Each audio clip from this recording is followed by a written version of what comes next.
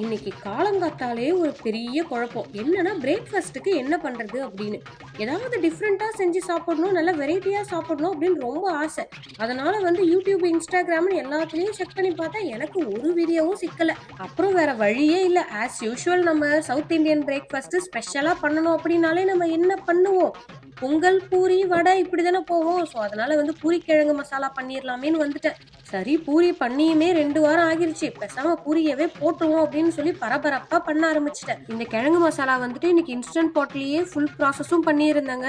இப்போதான் எல்லா ரெசிபிஸுமே இன்ஸ்டன்ட் பாட்ல பண்ணி கத்துக்கிட்டு இருக்கேன். ஃபுல் ப்ராசஸோட நம்ம ஒரு இன்ஸ்டன்ட் பாட் சீரிஸே போட்டுடலாம் நம்ம சேனல்ல. செம சூப்பரா பூரி இன்னைக்கு உப்பி வந்திருந்தா ரொம்ப ஹாப்பியா இன்னைக்கு பிரேக்ஃபாஸ்ட்டை சாப்பிட்டு முடிச்சாச்சு. அதுக்கப்புறம் லஞ்சுக்கு காலையில ஹெவியா சாப்பிட்டாச்சா. லஞ்சுக்கு 1 பாட் ரசம் ரைஸ், அதுவும் இன்ஸ்டன்ட் பாட்லயே பண்ணிட்டு கூட தொட்டுக்கிறதுக்கு தேங்காய் துவையல். சூப்பரான ஒரு கம்ஃபர்ட் மீல் தாங்க இன்னைக்கு லஞ்சுக்கு. செம்மையா சாப்பிட்டு முடிச்சாச்சு.